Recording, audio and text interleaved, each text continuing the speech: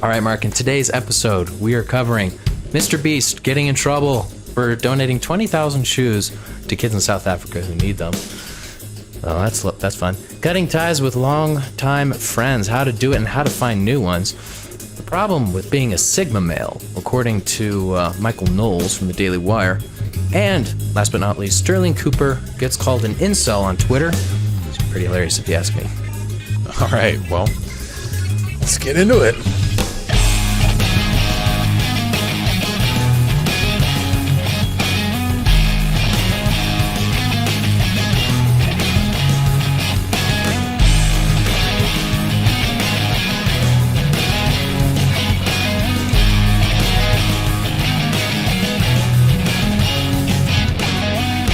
All right, everybody, welcome to another episode of Man vs. World. It's me, Mark Weppett, here again with another one. Help you guys living on the front lines of life. And I'm joined, as always, by Pete. Pete, how you doing? Your hair's growing back a little bit. It is, yeah. I stopped shaving it. We're gonna go long again. Gonna go long again. Okay. Yeah. Do you regret the shave, or was it a good experiment? What are your thoughts on it? No, it's good. I haven't gone that clean before, but I do.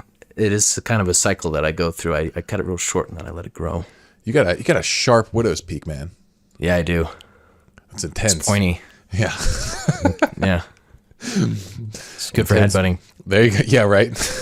Just gel that thing up, get it to a razor point. Yeah, man. There you go. All right. So what are we kicking things off with here today? We're going to kick things off with this. I'm so excited for this one. I watched this video by Michael Knowles talking about the problem with being a Sigma male. I didn't know what a Sigma male was. I knew what alpha was. I knew what a beta male was.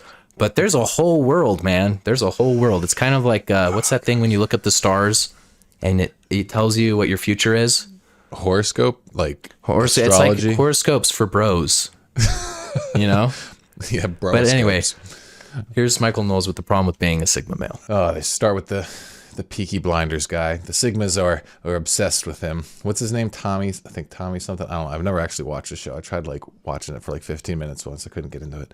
All right, let's see what they have to say about Sigma males. The Sigmas are the new object of desire. The Sigmas are like the Alphas in that they're courageous and they have vision and they're probably pretty hot and women really like them.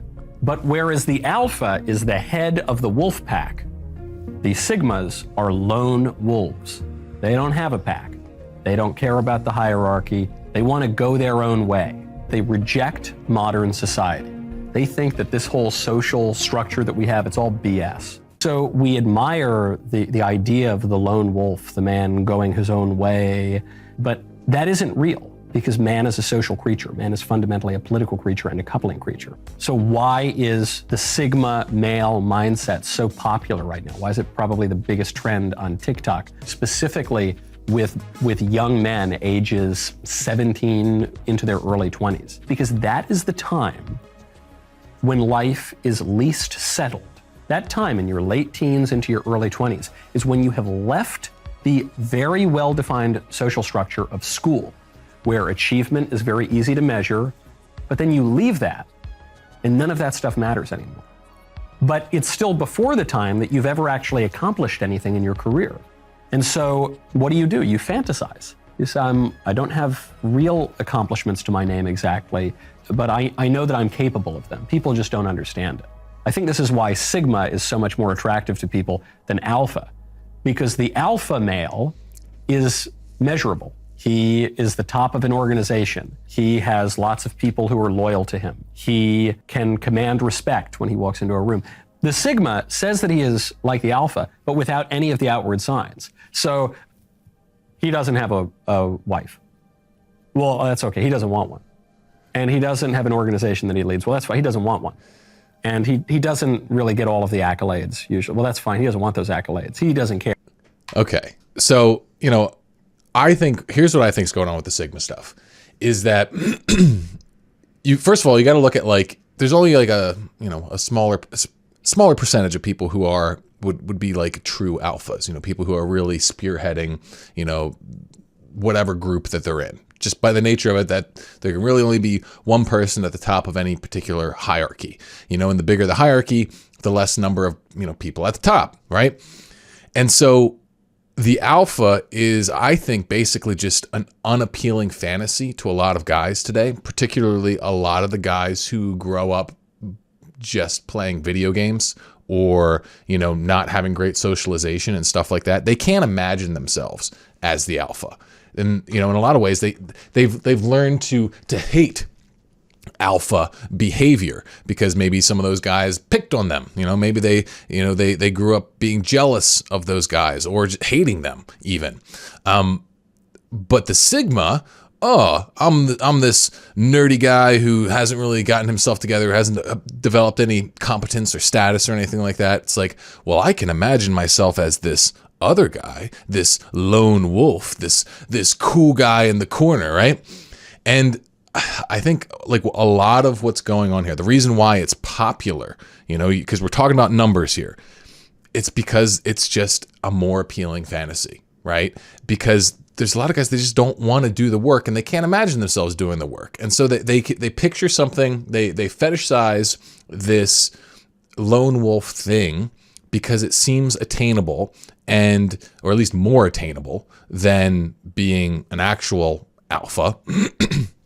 And so that's what they do. They just decide to go their own way because it lets them dodge a lot of sticky problems, like how to interact with other people, how to actually, organize people under a vision, like how to interact with women, really, because a lot of the Sigma stuff is really focused on the Sigma grind set, right? You're just gonna put on your blinders and you're just gonna work away in your little corner, and in your early 20s and stuff like that, like, yeah, that makes sense. You do need to do that. But like, if you do it, like if that becomes your philosophy, you just want to become this disconnected person who's like unplugged from everything. It's like, it's kind of like a coward's way out in a lot of ways. Like there's a lot of incredibly competent guys out there who have no interest in making the world a better place. They're just trying to carve out their little slice of pleasure, of power, of competence, whatever.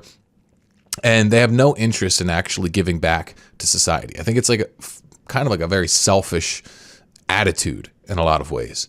And it's just another form of like self-glorification, I think, in the modern age.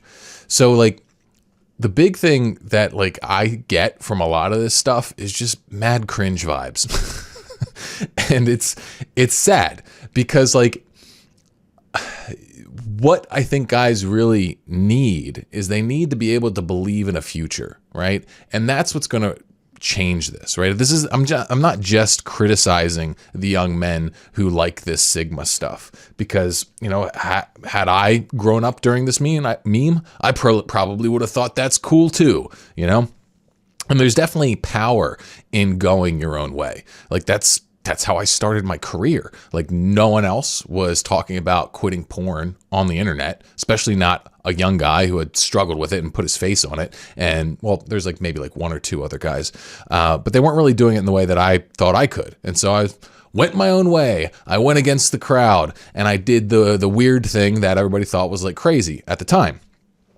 But I was doing it in the hopes of actually bringing people into my line of thinking, to actually support a movement. It was alpha intentioned, right? I didn't want to just go this way and disappear off into the sunset and maybe, bag a hot chick or two or 20 along the way, okay? Like I wanted something more. I wanted something integrated. I wanted something connected to the real world. And I think guys, like they're losing faith in this because of how alienated they feel by modern culture. The average guy today, like you just listen to, like if you only consumed mainstream culture and you're a guy, it's hard to not hate yourself, right? Because the mainstream culture hates you, especially if you're straight, and bonus points if you're white. And so, yeah, I get why you would want to go away from that culture, right? But you can't be too, I guess part of it's like an issue with like these young guys not being really maybe aware of the wider culture around them, realizing that there is still a large amount of very sane people out there who don't hate you, who do want good for you, that there are still good women out there, that there are good guys out there, there are good leaders out there. And then not everybody is represented by that scumbag politician or, Wall Street banker or whatever. So it's hard because on one hand, I see the good aspirations there. Guys are just looking for a way to feel good about themselves. They're just looking for some kind of archetype they can align themselves with that tells them, yes, you're on the right track. And, people like easy answers. And if the easy answer is just like, yeah, just put on your headphones, forget everybody else, grind set, get your bag, do your thing, right? People are going to gravitate to that, especially if they're actually not really doing anything and they're maybe suffering from undiscovered genius syndrome. Because I think that this meme is particularly strong with, I guess, what you would describe as the midwits in the world, like the guys they're not stupid. The midwit is like someone who has like a middling IQ, like medium high IQ. Like, yeah, something like, I don't really know IQ scores super well. But like, yeah, you're not a genius, okay? But you're smart enough to be intelligent. But you're not so smart that you're like really exceptional, at least in the raw intelligence field. And so it's like these kind of guys, they gobble up the Sigma memes like candy. They're like, I'm a Sigma, yeah, I am, blah, blah, blah. And it's and it's just like, don't fall for that trap. Come on, if you want real fulfillment, you got to be connected. You got to be plugged into the world. I just wrote an email the other day about how, like, the keys for a guy, I think, to be truly fulfilled in this world is that he has to be operating with a high level of competence in a meaningful field that serves the world. I think that's kind of like the fundamental key. It's like you have to be doing something that you believe is useful, and you have to be good at it. And if a guy has that, then he's got the core of a good life. Maybe he doesn't have everything he wants yet. Maybe he doesn't have all the money yet. Maybe he doesn't have all the habits nailed down. Maybe he doesn't have a wife or anything. But if he has that core bit of daily purpose and ability to feel proud of the work that he does, that's a heck of a lot. That's a heck of a lot.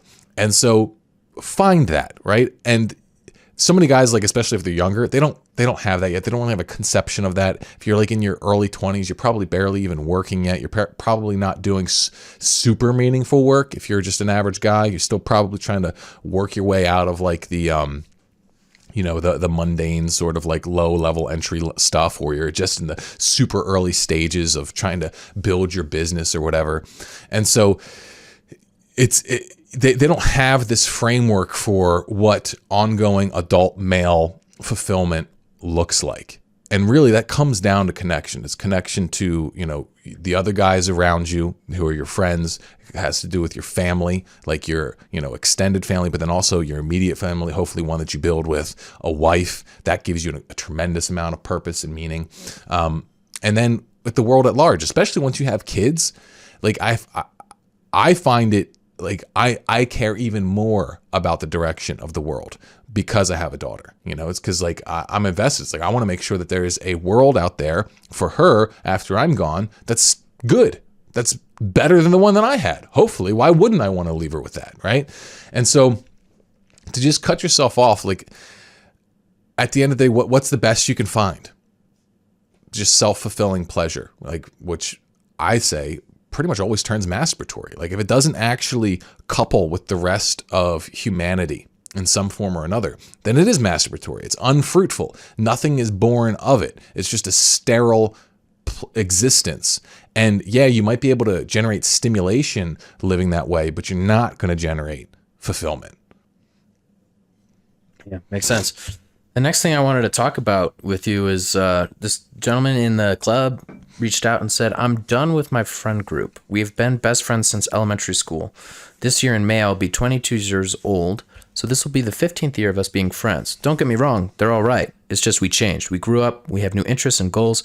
Problem is that I don't have good social skills, and I don't know where to begin to look for new friends. So if you have some tips, advice, or preferably some sort of book only to get me started, I would appreciate it. It's a good question. I think it's something that a lot of people run into.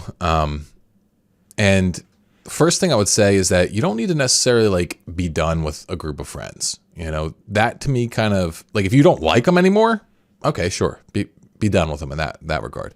But there's nothing wrong with having just like maintaining friendships, right? Like you can have friends that aren't like on the same wavelength as you. You know, my best friends, like they're, you know, sometimes on the same wavelength, sometimes completely not, but I enjoy them. I really like them as people, and being able to enjoy and vibe with people that you just simply like and love, you know, from just because you have so much history, so many experiences, you enjoy their personality, that kind of thing. That's awesome. I see sometimes with guys, like they get into a self-development mode and they start getting this like ego thing going on where it's like, you know, these guys are beneath where I want to be. You know, I'm better than them, or I have better aspirations than them. And it becomes kind of this thing where it's like, I got to get you away from me. Don't be like that. That's lame, because you operate like that, then you're just going to surround yourself with other people like that who are kind of judgmental pricks. And it's not the way to do it. But again, if he doesn't really actually like these guys anymore, fine, go ahead, move on. So how do you find these people?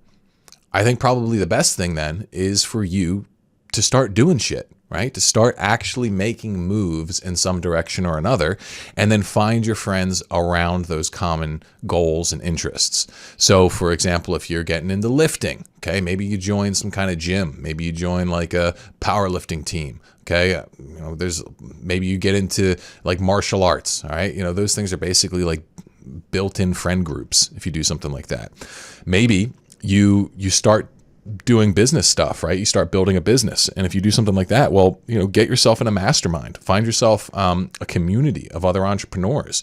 A lot of times you have to pay to get access to stuff like this, but that's actually one of the things that is most worth your money in a self-development framework, is access to the right people. You know, pay an entry fee to get access to the people you want to be around. Okay, because all of the best communities today, for the most part, they're paid, right? And it can be in-person communities, like I was saying, like with martial arts and shit like that, CrossFit, whatever hell you want to do, you're gonna have to pay money to be a part of that, and it's not an insignificant amount of money.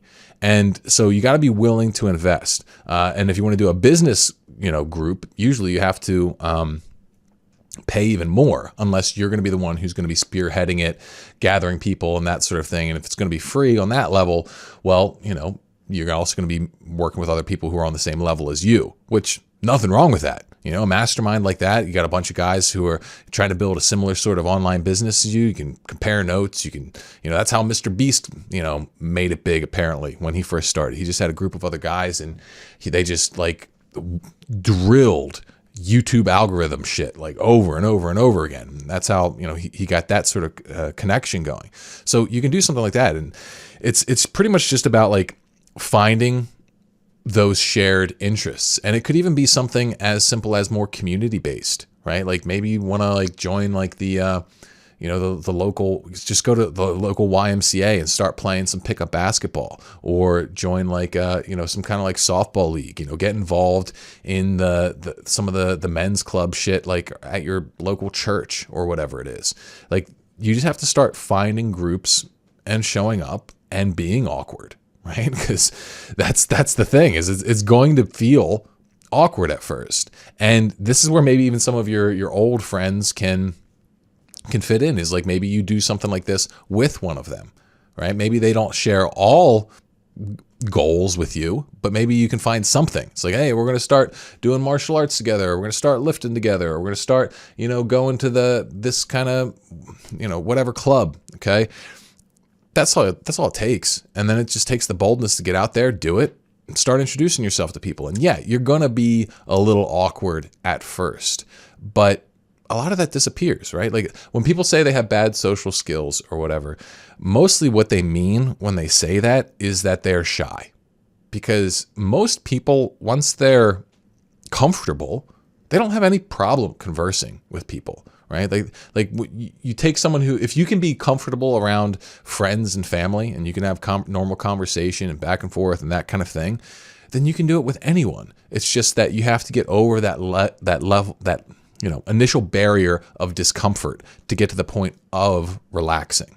And so that's just kind of like one of those things where it's going to be like getting into a cold shower. There's going to be this moment where you're stepping far outside of homeostasis. You're going to go into fight or flight mode in your body. It's going to feel very uncomfortable. But as you adapt to the situation, that fight or flight feeling is going to go down. The panic's going to disappear. You're going to get more at ease. And eventually, as you go through that cycle a few times, it's just going to feel like second nature. You're like, usually just the second time of showing up at some kind of group or club or whatever, most of the first time jitters are gone. Now, if you can't do that, if you can't even be comfortable in a small group or with your family or whatever, well, then maybe you're going to want to build up a little bit slower. You know, there's a million social skills like channels on YouTube and stuff like that. You can learn anything from YouTube. You can learn social skills from YouTube. So, you know, just start there until you feel enough confidence to go out and try something. But that's pretty much all there is to it. I would argue, and I don't know if you'd agree with this, but I'd argue that shyness is a result of self-centeredness, in the sense of, instead of thinking about the other person and being interested in them, you're just concerned about, oh, what am I going to look like? How am I going to come off? Am I going to look awkward or weird or whatever? Am I going to say the wrong thing? You're just thinking about yourself over and over. And it's not to be condemning. It's just, it seems to be what it is. And that can be freeing when you realize that, because the antidote is, okay, well, instead of thinking about how I'm coming off, I'm going to be interested in this person. And what a lot of people fail to recognize is that people love sharing what they know. If you go to a club or something and you're like, hey, in fact, this was me not that long ago. I was like, hey guys, I've never done any martial art, so I'm just going to get choked out over and over again. It's going to be a good time. You guys show me something and ask questions and get engaged. And man, people love sharing what they love. Yeah, they do. Know? And like, people love talking about themselves. Like here, I'll come back to that in a second, but to your first point about the selfishness, yeah, I would agree. A big block is approaching social interaction from a getting mentality. You're focused on, what am I going to get from them? And most people, they're not aware that they're doing this. But if you're nervous, then you are. That's a selfish mentality, because you're worried, like, what am I going to get the affirmation I want from them? And if I don't, well, then what does it say about me? Oh, am I not okay? Oh, they're not going to like me. It's, that's just you showing up like a vampire and just like looking for a meal. And it's understandable that people think that way, because that's kind of just the default mode for self-protection that a lot of people are in. But like you said, you want to show up and you want to give. You want to be sharing of yourself, sharing of your attention. Like, because at the very least, you can do that, right? You can share of your intelligence, you can share of your perspectives, you can share of your sense of humor. But really, it's the attention that people crave. Like, I'm not someone who naturally likes to just talk about myself. This is something I've had to grow into. And even still, like, I'm not a podcaster who comes on here and is constantly telling you stories about what's happened to me and, what's going on with me. That's just not who I am. I've had to learn how to do that a little bit from a business perspective, because it's important to share of yourself, tell your stories and that kind of shit. And it's powerful, but that's not natural to me. What is natural to me is asking questions.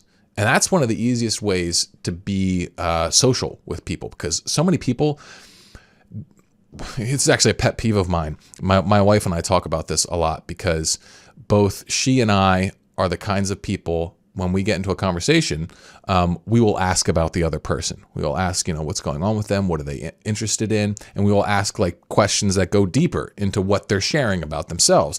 And people, they just open up when you do this. They just like love to let others in and share what's going on, what's in their mind, like what's been happening to them, what they've tried, what they've gone through. To the point where a lot of my more shallow social interactions, there is zero conversation about who I am or what I do. And it's entirely about them. And that person, they walk away feeling absolutely on top of the world.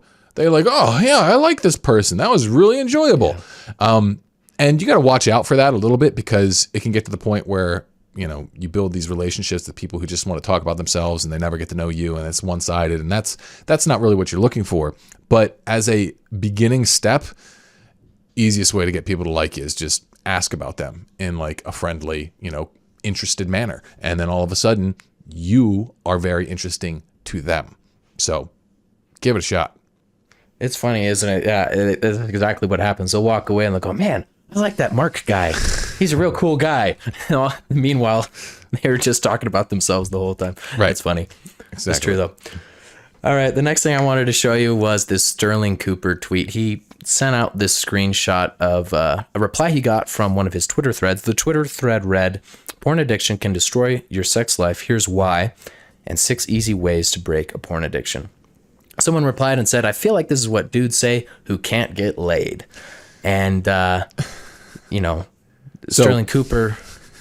Yeah, Stirling Why don't you fill Cooper him in? is a porn star, or a former porn star, I believe. I don't know. I haven't studied his story too closely. I know he's blown up a lot on Twitter, and you guys like masculine improvement advice, like sex advice and that sort of thing. But it's just funny that he puts out a thread about how porn's going to screw up your life, which is just funny in its own right. The fact that he's literally made a bunch of porn, and he's talking about how it's going to screw up your sex life. And then someone calls him out for, not knowing how to have sex. So then he posts the things like, "Who's going to tell him?" which is funny. But did you read the actual thread? Like how he says it'll screw up your sex No, I life? didn't actually. I couldn't find it. It must have been buried. Huh. In Okay. his other tweets. Yeah, because I'm interested in. I should follow up with this. Like, dig into this, and we can come back to it later. Like, what is his actual take on porn now? Like, is he like, it's bad, or like, is he still doing it? Yeah, because it's like he believes it's bad. I believe I don't know if he still makes it or not. My guess is that he does, and he just says it's bad. I guess then it's like, okay, well, how do you fully reconcile that? I mean, like for me, one of the most Excellent question. Essential parts of integrated masculinity is alignment, right? Like you got to be aligned with your morals, your values, and your actions. And so if you're creating something that you think is ultimately bad, what's going on there, right? So I'm not certain that that's what's happened. Maybe he's had a change of heart after the fact or whatever. I don't know. But this is one of those things where harboring conflict inside of yourself, I think, is a poison pill. All right. And this goes for anyone. And porn in particular is just, I think, a poison pill for most guys. The people who I think are actually least affected by it, on one level at least, are the guys who are just like all in. Porn is awesome. They just believe that porn is good and healthy and natural and right. Now, those guys are not going to be suffering, I think, the psychological damage of going against their morals and values, which I think most guys are when they're using porn. Most guys, if they really stop to think about it, they really stop to think about what it is, what does it mean, what does it do for their relationships, what does this do for their future relationships, all this kind of stuff, they would acknowledge that porn is probably not a good thing for them. And so, that kind of internal dissonance, that'll have ripple effects in your life. Because there's a part of you that's always watching you and is always aware of everything that you do, both in alignment and out of alignment. And the more shit you do out of alignment, the more that little voice inside of you doubts you.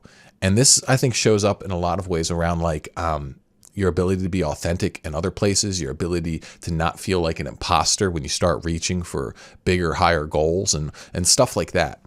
But for the guys who think that porn is just good and healthy, yeah, they may not suffer from that exactly. They'll just be suffering from all the negative consequences of porn use. So, it's not a thing where you can take lightly. I don't think you gotta think it through and figure out what side of the fence you come down on, and then really try and get your actions to line up. But yeah, that's a funny little online It is. gotcha. So I found the thread too. Yeah. Here, do you want to check it out? So let's see here. Porn addiction can destroy your sex life. 6 easy ways to break a porn addiction. It says, like any other vice, some people can control it and it won't screw up their life, but other people can't control it and it destroys their future. When a man comes to me with problems in the bedroom, the first thing I tell him is stop watching porn. Yeah, so he talks about the dopamine release, which screws up your motivation, sexual performance, appreciation of real women. He wants you to replace the habit. So, yep, practicing self-care, delete everything, get accountability, create a pattern interrupt, trigger. Yeah, I mean, it's solid advice for entry level porn addiction quitting. And for some people, that might be totally sufficient, right? For a lot of guys, usually there's a lot deeper shit that goes on with quitting porn, particularly because porn is like a status replacement. It's something that you use to make yourself feel better when you actually don't feel good. And you got to look at the reasons. Why don't you feel good? Why are you reaching for this status simulation? Usually it's because you're not happy with where you're at in some part of your life. And this could be a real objective problem. Maybe you don't have the kind of romantic relationships you want. Maybe you don't have the career that you want. Maybe you don't have, the self-discipline, like around like food and diet and, productivity that you want. And so you feel like shit about yourself. And so you use porn to make yourself feel better. But sometimes it's more of an internal thing. Maybe you're actually doing well in most areas of your life. I've worked with many extremely high functioning guys who seem on the surface to have it all, but then they still turn to porn anyway. And when we dig a little bit deeper, it's because they can't feel their success. They can't feel good about themselves because they've got messed up beliefs about who they are and what they need in order to be okay. They're constantly comparing themselves to this perpetually higher and higher and higher version of themselves. And so they can never feel good. And there's even like a whole, like, kind of like red pill, dark triad, tough guy, like shtick on Twitter and the internet about how, like, yeah, you need to be constantly hating yourself to improve. You need to be never satisfied. You need to be discontent with yourself and, move yourself forward with violence. And it's just not true. I think the people who say that are the people who don't know any other way. And so they feel like they need to be constantly belittling themselves, because if they didn't, then they would be giving up all progress. That's not the way it needs to work. You can actually like yourself. You can like where you're at and still make rapid and massive improvement in your life continuously, right? They're not mutually exclusive things. It's just learning how to interact with yourself in a dignified way. So, yeah. All right. The next thing today is Mr. Beast, who's under fire on Twitter. Here's Ben Shapiro with some details as to why. Let's see. So a month ago, for example, he gave money via his charity. I don't think I like Ben with a beard. Looks yeah, it's a little weak. It's a little weak looking. Yeah, I'm a believer. If you can't go all the way, then just don't. Yeah, my beard. That's my opinion. My beard's pretty weak. It would be a little bit better than that, but well, you keep it low. That's why. Well, I grew it out once. I think I have like one video on here of me with it longer, but it's also kind of reddish. It's a little weird like that. Oh yeah. Anyway, all right, let's see what Ben's going to say. Charity so that 1,000 blind people could have surgeries that would allow them to see for the first time. And then he just did another video in which he offered shoes to kids who had never had shoes in South Africa. Pretty cool story. Naturally, the Twitterverse is filled with awful people, so they immediately start yelling at him. So you have people like, for example, Upward Boss. He tweets people praising things like this good guy, Mr. Beast. Ignore the reality that he makes a profit from these types of videos. This isn't really charity. Yeah, so what? All right, like that's like, if you want to have solutions in this world that really work and are really sustainable, they should make money, at least most of them. I mean, there's probably some problems that can only be solved through true legitimate charity, but you got to hate on a guy for making money doing something that is, I would say, objectively good.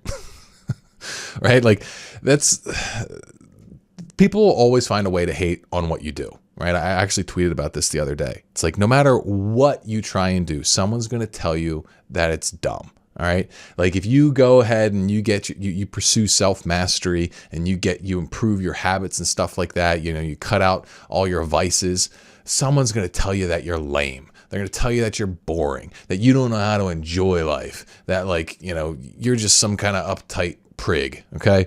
Someone's going to do that. You make a bunch of money and you learn how to be successful in that way. Other people are going to get on your case because they're going to tell you, oh, there's more to life than money.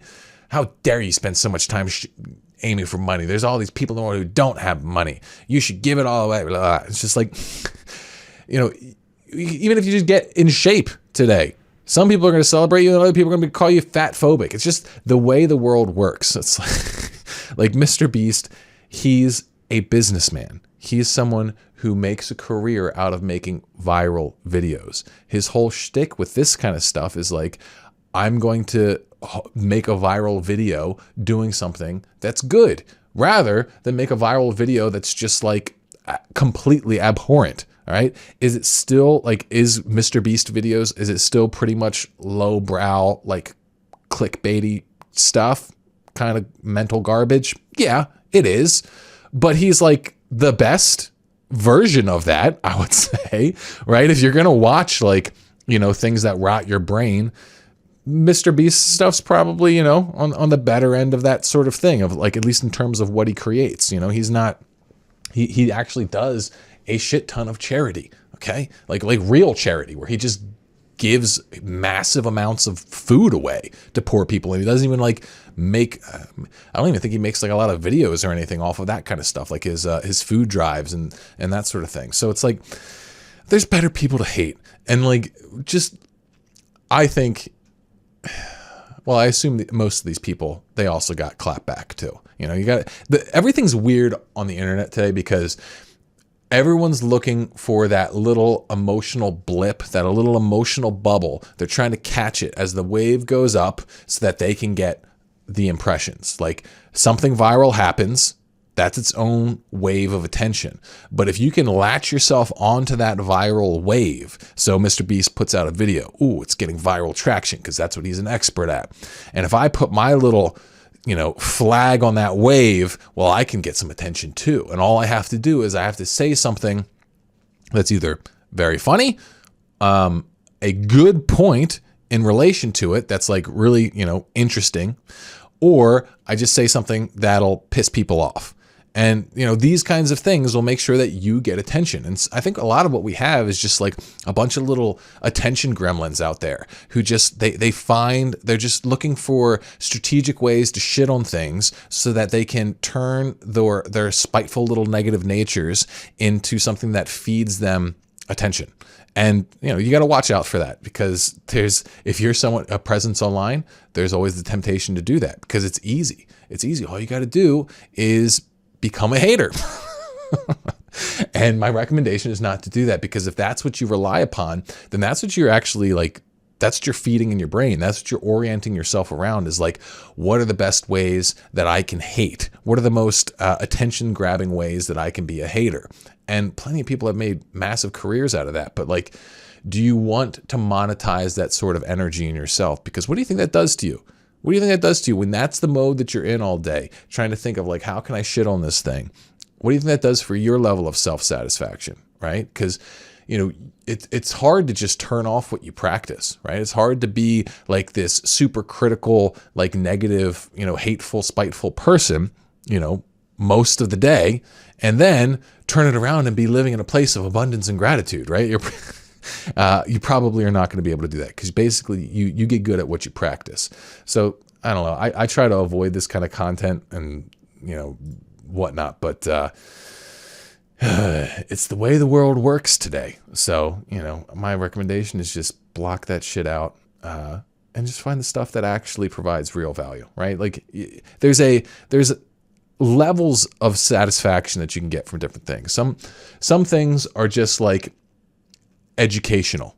Some things are just like entertaining. And then some things, they're entertaining, but in the wrong ways. They're entertaining because they arouse some kind of lower, you know, baser spirit. Some, like, you know, if you watch like videos I won't watch, for example, like I used to watch them when I was younger, is like the big fail compilations and stuff like that, where like people are just getting like, you know, getting into horrible accidents and stuff like that. People getting hurt. Like, I refuse to like watch that stuff and laugh at it, because it's like, I don't want to do that. I don't want to put that energy out there, because it's like, like I just like remember, I'm not going to get into it. It's just me criticizing another person, which I'm trying to literally not do right now. So yeah, don't make that your core source of entertainment. That's what I'm saying. It's bad for your soul. It's bad for your psyche. Find better things. There's an infinite amount of content out there today, you know, but in all practical, notions of it. So just find something better. Are you saying I have to stop watching America's Funniest Home Videos? Well, a lot of that stuff's pretty innocent, but I don't know. I don't feel like if little kid like hitting like his dad in the nuts with a wiffle ball bat, I think a little bit of that every once in a while is fine. Not so much like the people like falling off of like, pools and slamming their heads terrible. or like, guys breaking their legs on like motorcycles and shit like that. It's like, I don't want to do that. Or the street fight compilations. Those will get your blood boiling. Those give you some stimulation, but they don't make you feel good afterward. Go ahead. Like if you watch a street fight compilation and you'll find yourself being like, whoa, oh, and you'll be like riled up. But afterwards, it's like this like dark energy that's like kind of on you. And it's just like, I'm going to have to shift myself out of this. Otherwise, you just kind of soak in it. And it stains your soul after a while. Yeah, I know exactly the kind of videos you're talking about on YouTube. They're just terrible. Some of them will get really dark too. It's wild. All right, next up. I got a DM today, said, "Hey Pete, I can't remember if Mark has ever touched on this in a Man vs. World, but I would be interested in his thoughts on porn use escalating to sex workers." I think what he means is to using sex workers. If these can be solved in a similar manner via reforged protocol, and just his thoughts on the difference/similarities between them. Thanks for the consideration. Yeah, so this is something I've for sure seen before. I've seen it as an escalation thing where a guy will go to porn and then, he gets desensitized to that. It's not good enough. And then he goes to see prostitutes. That doesn't happen like, all that frequently, but it certainly happens. A more common escalation would be from the like porn into like cam girls and that sort of thing. Where they're building like more of a one-on-one relationship, but it definitely does happen with prostitutes too. But ironically, the more common way that I've seen people going from porn to prostitutes is when they try and quit porn, because they tell themselves that, oh, I need to be having sex with a real woman, and so instead of using porn, I'm just going to use a prostitute, and that's better, and it's not. I do not think it's better because, what you're really doing here is you're bringing someone else into your, frankly, sad dysfunction, right? Like if you want a sexual relationship, like do it the right way. Go out and like meet a lady, court her, like, fall in love, like, marry her, have a family, do that kind of thing. Okay. It's harder, but guess what? It's a million times better, infinitely better, because like one is just a soulless transaction that objectifies them and you, and what I mean by that is that by you turning your sexuality into a mere itch to be scratched, right? Like so many guys, they have this idea around sexual energy. It's like, oh, I just got to get it out of my system. It's like, you don't, that's actually you denying kind of like the heart of your masculinity. It's your sex drive. Until you can learn how to be present and hold your own sexual energy, then you haven't really matured as a man, in my opinion. And so it's like, learn how to do that, because then that becomes your power. That becomes your poise. That becomes your drive. It becomes your fire, and you can transmute that in a ton of different ways. You can check out my, look at my YouTube channel and just type in sexual transmutation. I got a couple of videos on it. It's very, very powerful.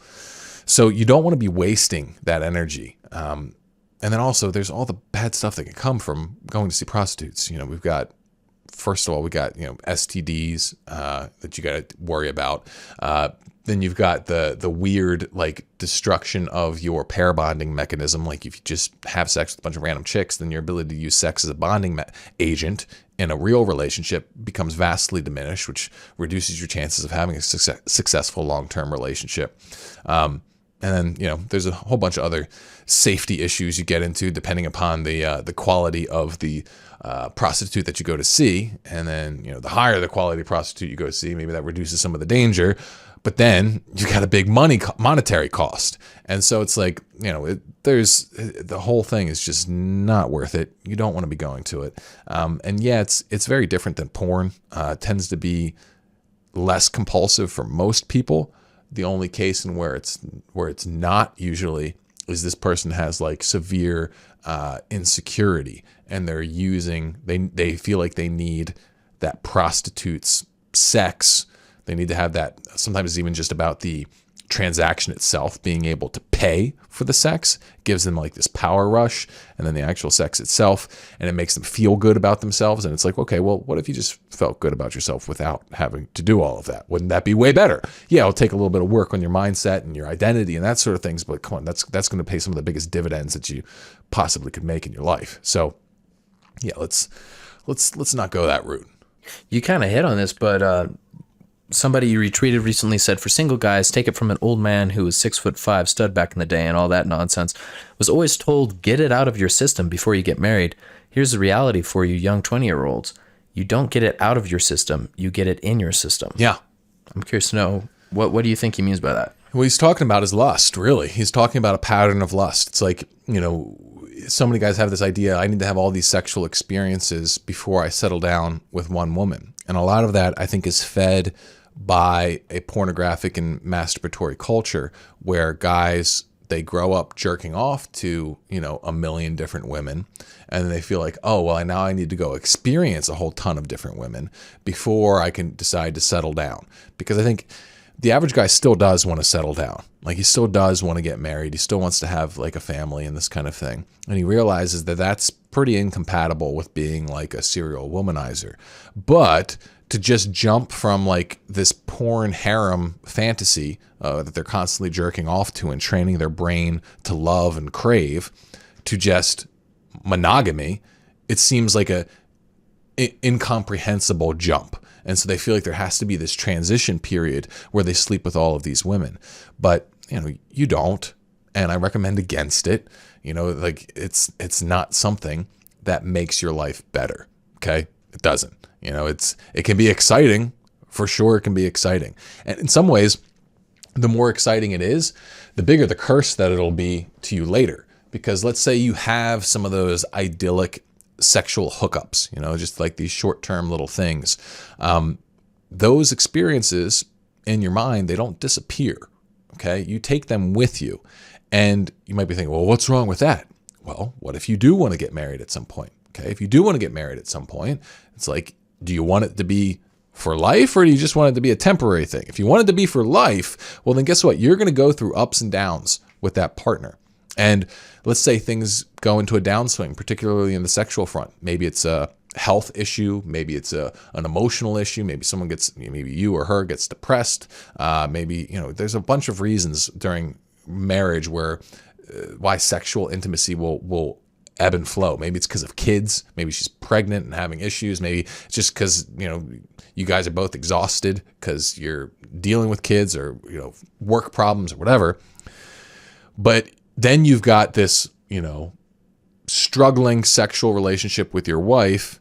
And then you have these past sexual experiences, especially if they're really good ones. And then you're thinking about them and you're comparing them to your current situation. And this is where I think a lot of relationships break, is that they have this sexual pollution in their history that then screws up their ability to make it through the hard points of a monogamous relationship, which then causes the monogamous relationship to fail, or it gets corrupted, gets corroded, because maybe they then start acting out, maybe there's an affair, all kinds of things can happen that can then permanently screw up the relationship, either by leading to divorce or just by leading to a perpetually dead bedroom, because you kind of just go your own way sexually and cause some irreparable damage on some level.